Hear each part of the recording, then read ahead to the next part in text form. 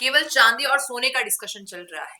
भाव कभी चढ़ जाते हैं, कभी उतर जाते हैं। मार्केट में पूरी तरीके से त्राहिमाम मचा हुआ है क्योंकि जिस तरीके से एकदम से चांदी और सोने के भाव बढ़े और धड़ाम नीचे आ गए, 70 से 80 हजार 1 किलो चांदी पर कम हो गया अचानक से। और मार्केट जिस तरीके से क्रैश हो रहा है, अब जो जूलर्स हैं उनके मन में भी, और जो इन्वेस्टर्स हैं कि उन्हें इन्वेस्ट करना था सोना या चांदी खरीद के भी, उनके मन में भी बहुत सारी चीजें आ रही हैं। तो आज इस वीडियो का पर्पस यही है कि थोड़ा सा मार्केट को एनालाइज करेंगे। तो अगर आप भी सोना या चांदी में इन्वेस्ट कर रहे हैं या फिर कर चुके हैं तो वीडियो के एंड तक बने रहिएगा। कुछ ऐसी बातें हैं जो शायद आपको क्लियर हो जाएंगी। नमस्कार, मैं हूं अंकिता और आप देख रहे हैं द फैक्ट इंडिया। मेरे साथ इस वक्त वरुण सर हैं यहाँ पर, जो आज आपको बताएंगे कि मार्केट में क्या कुछ चल रहा है, सिल्वर और गोल्ड की क्या रेट्स चल रही हैं, क्या इसमें जो जंप्स और कट आ रहे हैं उसका रीजन है। तो सर, क्या ऐसा रीजन है कि एकदम से पहले चांदी 4 लाख क्रॉस कर जाती है और एक ही दिन में 70 से 80 हजार गिर जाती है? देखिए, समझने वाली बात है कि आज जो इतना बड़ा डाउनफॉल आया है चांदी सोने की रेट में, उससे क्या निराश हो जाना चाहिए या फिर इसकी वजह समझनी चाहिए? एकदम से क्यों जंप आ रहा था और अचानक से क्यों गिरावट आई, बिना वजह जाने अगर हताश होंगे या खुश हो जाएंगे, दोनों में ही दिक्कत है। वजह जाननी बेहद जरूरी है। हमने आपको पिछले वीडियो में कुछ फैक्टर्स बताए थे कि एआई डेटा सेंटर्स में बहुत जबरदस्त तरीके से चांदी का इस्तेमाल हो रहा है, क्योंकि चांदी एक good conductor of heat and good conductor of electricity है। इसके अलावा ईवी बैटरीज में बहुत मेजर उपयोग होने वाला है, जिसके लिए काम ऑलरेडी चालू है। 2 साल बाद वो उपयोग चालू होगा, जिसके लिए माइंस का प्रोक्योरमेंट ऑलरेडी चालू हो चुका है। सोलर में भी बहुत तेजी से चांदी लग रही है। तीनों ही इंडस्ट्री ग्रोइंग इंडस्ट्री है। तो इंडस्ट्री की डिमांड और सप्लाई वाइज आज भी चांदी की डिमांड बहुत हाई है। पहला फैक्टर तो ये।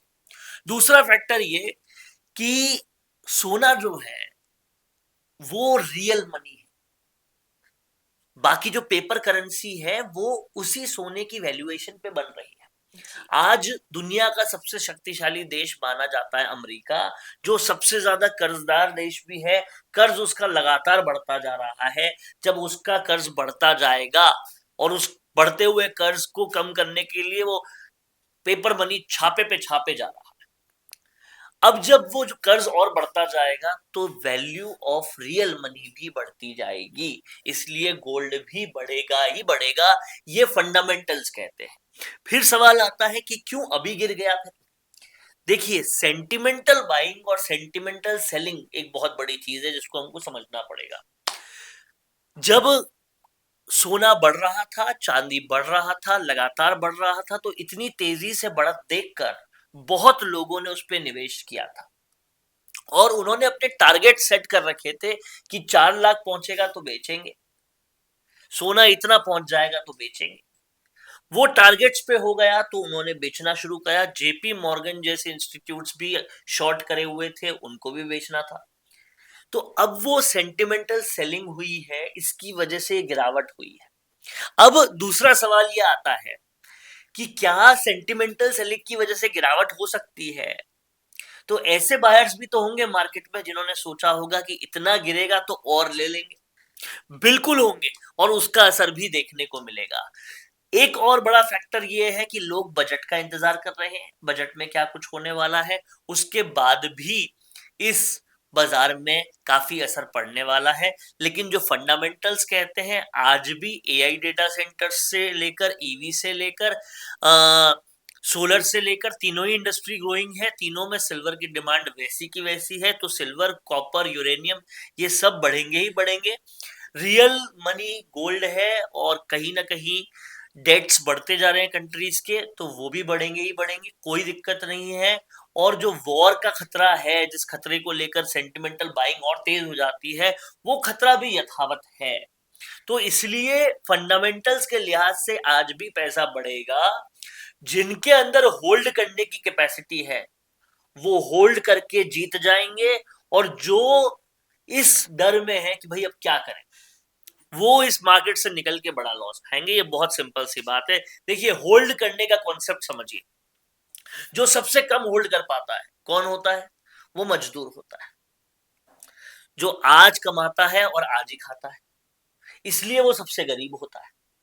जो उससे कम होल्ड कर पाता है वो कौन होता है? नौकरी पेशा आदमी होता है, जो महीने की सैलरी लेता है, एक महीने वेट करता है, फिर उस महीने की सैलरी लेता है और फिर उसको खर्च करता है।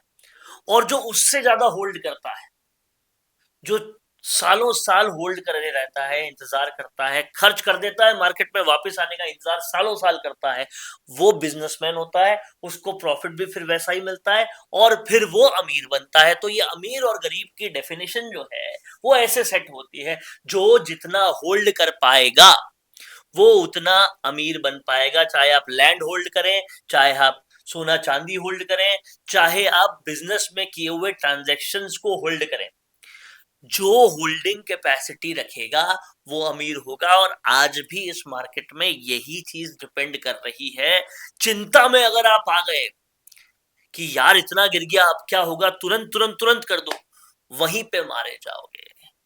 ये सोच लिया आज नहीं तो 4 साल बाद चला जाएगा 5 लाख, मेरा टारगेट है 5 लाख, मेरा टारगेट है 10 लाख, मैं तो वही बेचूंगा। ये जहां कैपेसिटी रख दी तो जब आएगा तब आप बेचना, नहीं तो रखे रखना, वो बढ़ेगा। पड़ा हुआ पैसा कभी नहीं बढ़ता। पैसे को जब आप निवेश करते हो तब बढ़ता है। और जब तक आप केवल खुद को काम पे लगा रहे हो, अपने पैसे को काम पे नहीं लगा रहे, तब तक आप कभी भी महंगाई को नहीं मार पाओगे। अपने साथ साथ पैसे को भी काम पे लगाना पड़ेगा, तभी वो बढ़ेगा। नहीं तो बैंक अकाउंट में 4% का आपको रिटर्न मिलता है, उस पर भी टैक्स लग जाता है।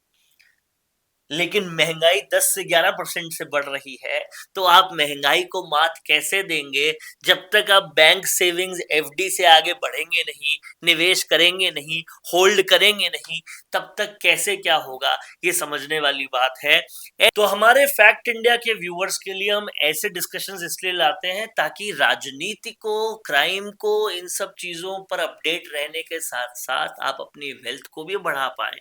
और कहीं ना कहीं हमारे चैनल की वजह से अगर आपके वेल्थ में कुछ इजाफा होता है तो हमसे ज्यादा खुश कोई नहीं होगा। बिल्कुल। और सर, जो लोग इन्वेस्ट करना चाह रहे हैं, मतलब जो लोग सोच रहे हैं कि अभी ग्रोथ हुई है सोने और चांदी में तो हम इन्वेस्ट कर दे, उनके लिए आप क्या सजेस्ट करेंगे? क्योंकि वो लोग थोड़ा डर रहे हैं कि हम इन्वेस्ट करें और अगले ही दिन चांदी और सोना अगर डाउन हो जाएगा तो हमारा लॉस हो जाएगा। आप ये समझिए कि जो ऐसे मौकों पर, जब सोना चांदी डाउन हुआ है, ऐसे मौकों पर इन्वेस्ट करते हैं, जब पूरी दुनिया डर रही है, आप तब इन्वेस्ट कर रहे हैं, वही जीतते हैं, क्योंकि रिस्क बिना जीत होती नहीं है। और जो लोग इस डर में बह जाते हैं वो लोग कहीं ना कहीं हार जाते हैं। तो आप ये समझिए, अगर आपने पहले निवेश किया हुआ है और मार्केट डाउन हो गया है तो थोड़ा और निवेश करके एवरेज आउट कर दीजिए। अगर आपने अभी तक नहीं निवेश किया है, मार्केट डाउन हो गया है, तो मौका समझिए, अभी इन्वेस्ट कर लीजिए। क्योंकि फंडामेंटल्स आज भी वही के वही है। सोना चांदी को बढ़ने से कोई रोक नहीं सकता। 2026 मेटल्स का साल है। यहाँ सोना चांदी, यूरेनियम, कॉपर सब कुछ बढ़ रहा है। 400 रुपए किलो मिलने वाला कॉपर आज 2700 रुपए का हो गया है। कॉपर को आप फिजिकल नहीं ले सकते क्योंकि बहुत ज्यादा जगह चाहिए उसके लिए, लेकिन आप हिंदुस्तान कॉपर जैसे स्टॉक्स को ले सकते हैं। ऐसी बहुत सारी चीजें जो आप कर सकते हैं, क्योंकि 2026 पूरी तरह से मेटल्स का साल है। और अगर कहीं कोई भी निराशा हाथ लगे गिरने से मार्केट के, तो होल्ड कीजिए, निवेश उतना ही कीजिए। अगर आपकी सैलरी इतनी है, अगर आपका पैसा इतना है, तो आप इतना निवेश कीजिए जिससे आपको दुख कभी ना हो, लेकिन होल्ड करेंगे तो फायदा पाएंगे। बिल्कुल। अब आपकी क्या राय है इस पर, बता दीजिएगा कमेंट में। और आपके पास भी कोई ऐसी टिप्स एंड ट्रिक्स हो तो कमेंट में बता दीजिएगा ताकि बाकी ऑडियंस को भी उससे फायदा हो। धन्यवाद। बने रहिए द फैक्ट इंडिया के साथ। अगर आप बनना चाहते हैं anchor, reporter, video editor, cameraman या डिजिटल एक्सपर्ट और न्यूज चैनल में बनाना चाहते हो अपना भविष्य, तो फैक्ट इंडिया आपको दे रहा है शानदार मौका।